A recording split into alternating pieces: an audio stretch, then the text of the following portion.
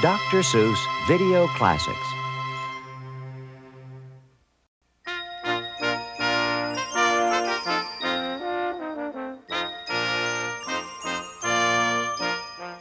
How the Grinch Stole Christmas by Dr. Seuss.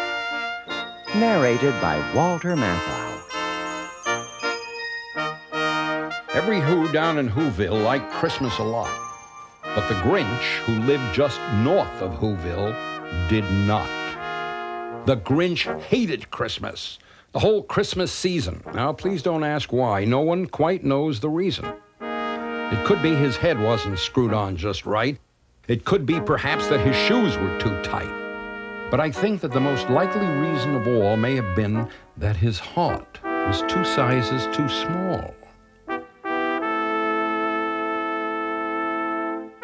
But whatever the reason, his heart or his shoes, he stood there on Christmas Eve hating the Whos, staring down from his cave with a sour, grinchy frown at the warm, lighted windows below in their town, for he knew every Who down in Whoville beneath was busy now, hanging a mistletoe wreath.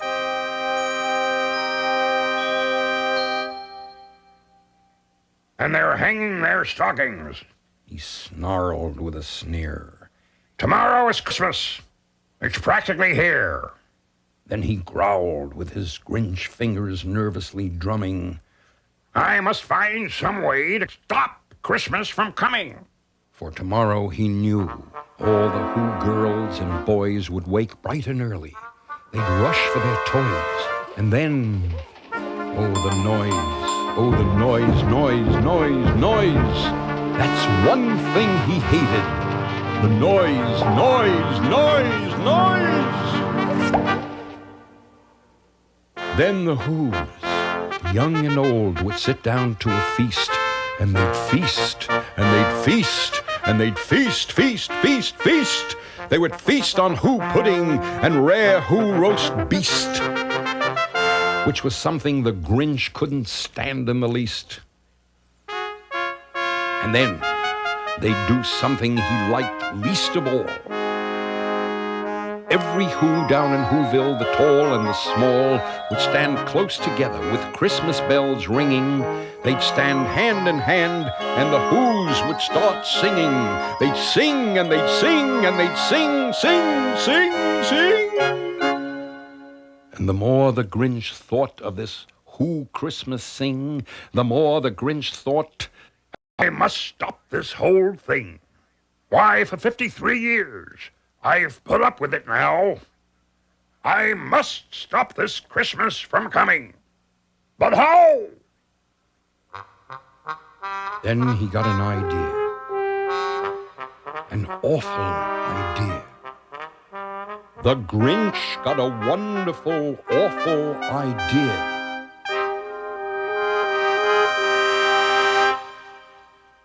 I know just what to do. The Grinch laughed in his throat, and he made a quick Santa Claus hat and a coat, and he chuckled and clucked.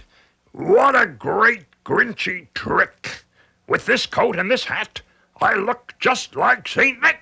All I need is a reindeer. The Grinch looked around, but since reindeer are scarce, there was none to be found. Did that stop the old Grinch? No.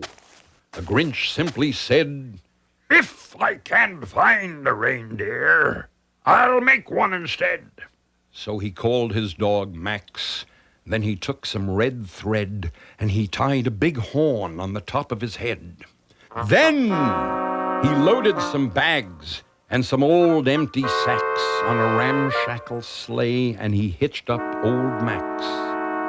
Then the Grinch said, Get up! And the sleigh started down toward the homes where the Whos lay a snooze in their town.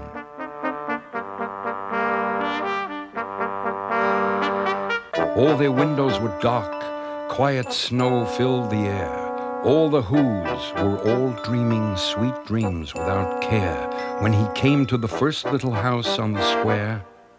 This is stop number 1. The old Grinchy Claus hissed, and he climbed to the roof, empty bags in his fist.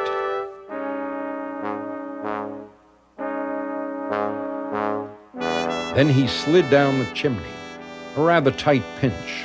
But if Santa could do it, then so could the Grinch. He got stuck only once for a moment or two. Then he stuck his head out of the fireplace flue where the little Who stockings all hung in a row. These stockings, He grinned. are the first things to go. Then he slithered and slunk with a smile most unpleasant around the whole room, and he took every present, pop guns and bicycles, roller skates, drums, checkerboards, tricycles, popcorn, and plums, and he stuffed them in bags. Then the Grinch very nimbly stuffed all the bags one by one up the chimbley.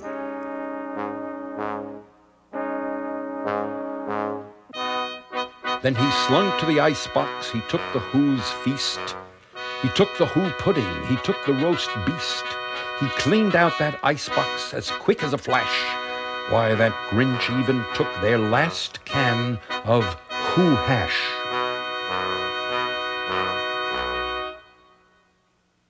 Then he stuffed all the food up the chimney with glee.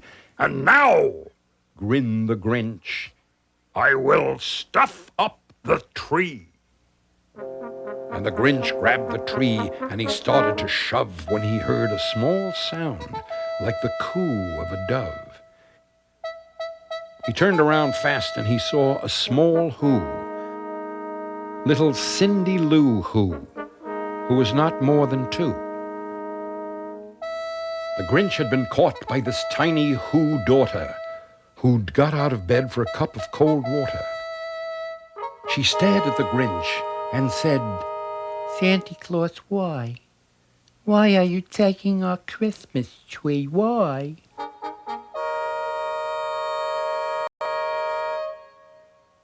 But you know that old Grinch was so smart and so slick, he thought up a lie, and he thought it up quick. Why, my sweet little tot, The fake Santa Claus lied. there's a light on this tree that won't light on one side. So I'm taking it home to my workshop, my dear. I'll fix it up there. Then I'll bring it back here. And his fib fooled the child. And he patted her head, and he got her a drink, and he sent her to bed. And when Cindy Lou Who went to bed with her cup, he went to the chimney and stuffed the tree up. Then the last thing he took was the log for their fire. Then he went up the chimney himself, the old liar. On their walls he left nothing but hooks and some wire. And the one speck of food that he left in the house was a crumb that was even too small for a mouse. Then he did the same thing to the other Who's houses, leaving crumbs much too small for the other Who's mouses. It was dawn, all the Who's still abed, all the Who's still a snooze, when he packed up his sled. Packed it up with their presents, the ribbons, the wrappings, the tags and the tinsel, the trimmings, the trappings. 3,000 feet up the side of Mount Crumpet, he rode with his load to the tip-top to dump it. Pooh to the Who's. He was Grinchishly humming. They're finding out now that no Christmas is coming. They're just waking up. I know just what they'll do. Their mouths will hang open a minute or two, and the Who's down in Whoville will all cry, boo-hoo! That's a noise Grinned the Grinch. that I simply must hear. So he paused, and the Grinch put his hand to his ear, and he did hear a sound rising over the snow. It started in low, then it started to grow. But the sound wasn't sad. Why, this sound sounded merry. It couldn't be so, but it was merry, very. He stared down at Whoville. The Grinch popped his eyes. Then he shook. What he saw was a shocking surprise. Every Who down in Whoville, the tall and the small, was singing, without any presents at all. We wish the world a Who happy Christmas. A Who happy Christmas. A Who happy Christmas. A Who happy Christmas. He hadn't stopped Christmas from coming. It came. Somehow or other, it came just the same. And the Grinch, with his Grinch feet ice cold in the snow, stood puzzling and puzzling. How could it be so? It came without ribbons. It came without tags. It came without packages, boxes, or bags. And he puzzled 3 hours, till his puzzler was sore. Then the Grinch thought of something he hadn't before. Maybe Christmas, He thought, doesn't come from a store. Maybe Christmas, perhaps, means a little bit more. and what happened then? Well, in Whoville, they say that the Grinch's small heart grew 3 sizes that day. And the minute his heart didn't feel quite so tight, he whizzed with his load through the bright morning light, and he brought back the toys and the food for the feast. And he himself, the Grinch, carved the roast beast.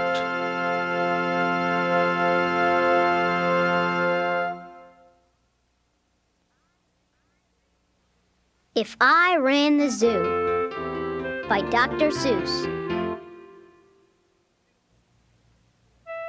It's a pretty good zoo, said young Gerald McGrew. and the fellow who runs it seems proud of it too.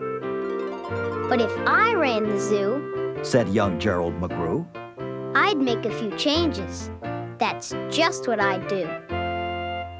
The lions and tigers and that kind of stuff they have up there now are not quite good enough.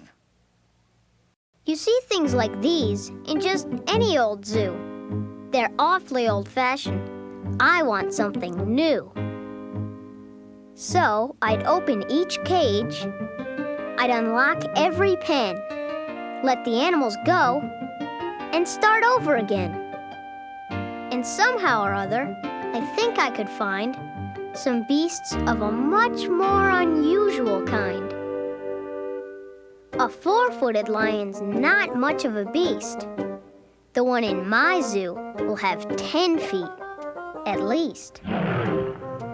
5 legs on the left, and 5 more on the right. Then people will stare, and they'll say, "What a sight!" This zookeeper, new keeper Gerald's quite keen. That's the gall-darndest lion I ever have seen.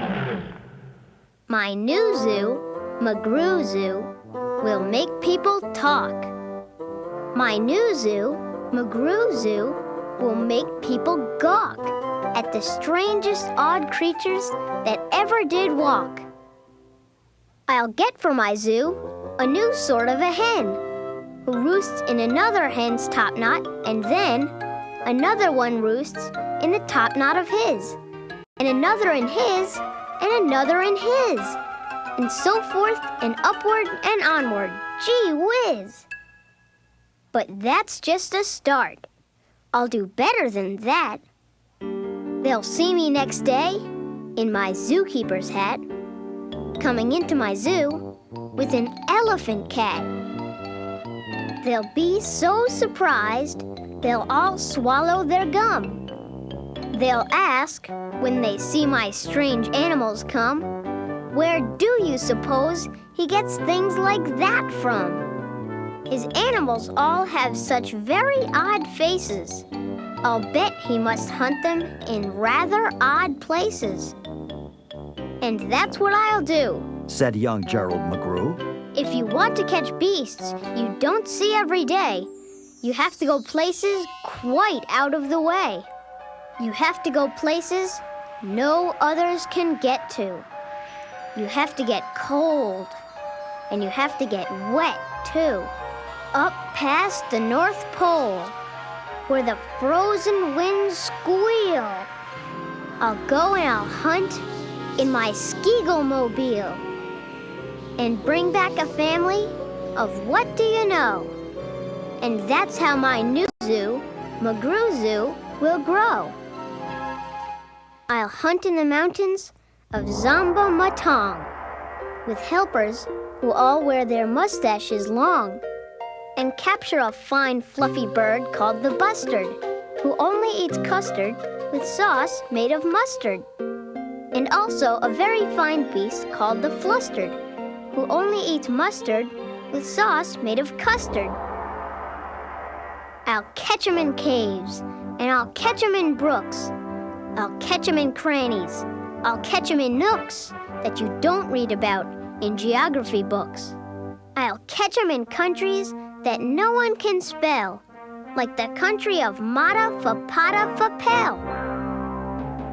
In a country like that, if a hunter is clever, he'll hunt up some beasts that you never saw, ever.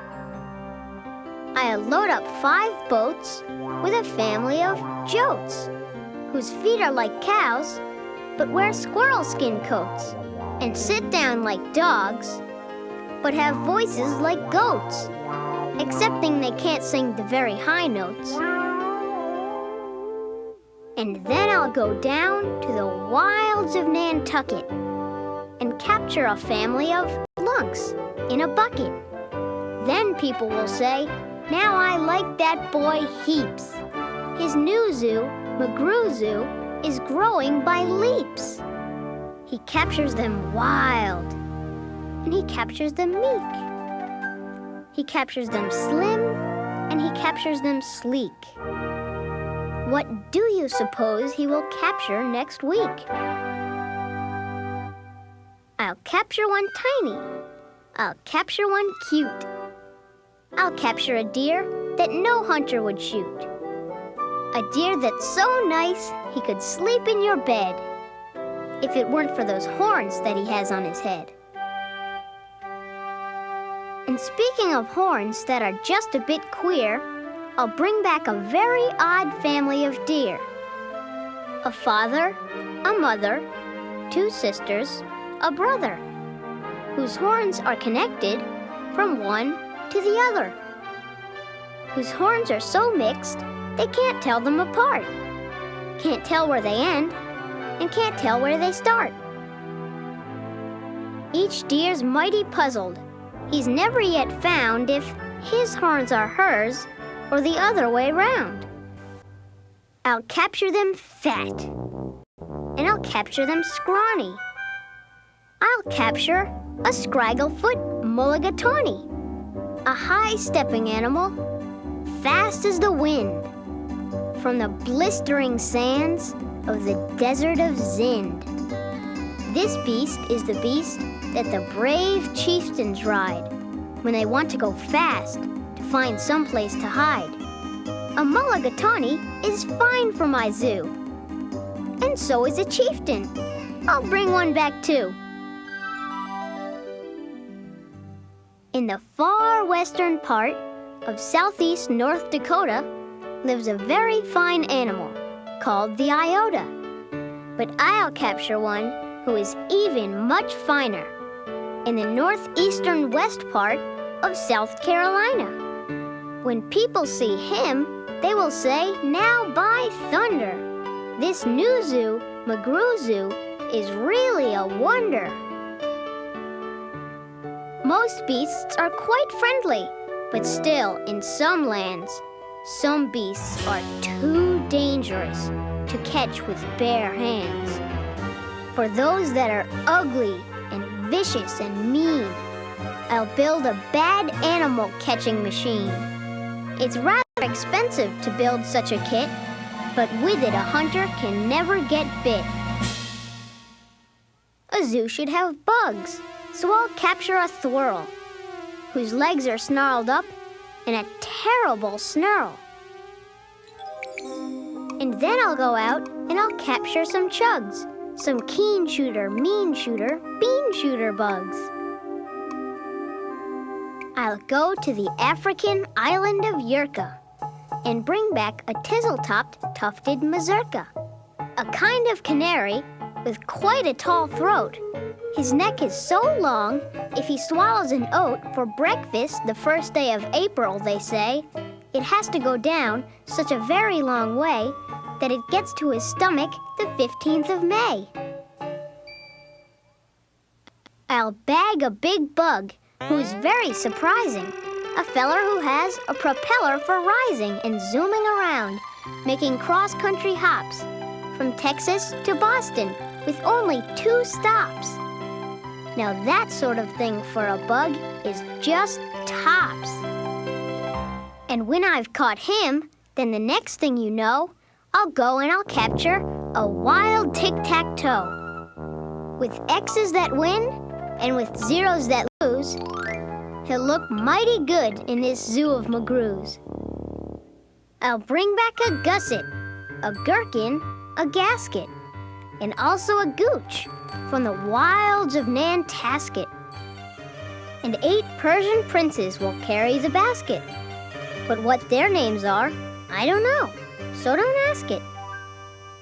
In a cave in Khartoum lives a beast called the Natch that no other hunter's been able to catch. He's hidden for years in his cave with a pout, and no one's been able to make him come out. But I'll coax him out with a wonderful meal that's cooked by my cooks in my cooker-mobile. They'll fix up a dish that is just to his taste. 3 chicken croquettes made of library paste, then sprinkled with peanut shucks, pickled and spiced, then baked at 600 degrees, and then iced. It's mighty hard cooking to cook up such feasts, but that's how the new zoo, McGrew Zoo, gets beasts. I'll go to the faraway mountains of Tobsk, near the river of Nobsk, and I'll bring back an Obsk, a sort of a kind of a thingamabobsk, who only eats rhubarb and corn on the cobsk. Then people will flock to my zoo in a mobsk. McGrew, they will say, does a wonderful jobsk. He hunts with such vim, and he hunts with such vigor. His new zoo, McGrew Zoo, gets bigger and bigger. And speaking of birds, there's the Russian Paluski, whose head ski is red ski and belly is blue ski. I'll get one of them for my Zooski McGrewski. Then the whole town will gasp. Why, this boy never sleeps. No keeper before ever kept what he keeps. There's no telling what that young fellow will do. And then, just to show them, I'll sail to Katroo and bring back an Itkutch, a Preep, and a Prue, a Nurgle, a Nerd, and a seersucker too. I'll hunt in the jungles of Hippo-no-Hungus and bring back a flock of wild Bippo-no-Bungus. The Bippo-no-Bungus from Hippo-no-Hungus are better than those down in Dippo-no-Dungus and smarter than those out in Nippo-no-Nungus. And that's why I'll catch 'em in Hippo-no-Hungus instead of those others in Nungus and Dungus. And people will say, when they see these bips bounding, this zookeeper, new keeper's simply astounding. He travels so far that you'd think he would drop. When do you suppose this young fellow will stop? Stop? Well, I should. But I won't stop until I've captured the Fizzuma-Wizzamadoo, the world's biggest bird, from the island of Gwark. who only eats pine trees and spits out the bark. And boy, when I get him back home to my park, the whole world will say, young McGrew's made his mark. He's built a zoo better than Noah's whole ark. These wonderful, marvelous beasts that he chooses have made him the greatest of all the McGrewses. Wow, they'll all cheer. What this zoo must be worth. It's the gol-darndest zoo on the face of the earth.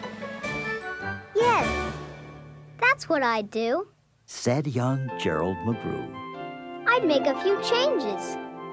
If I ran the zoo,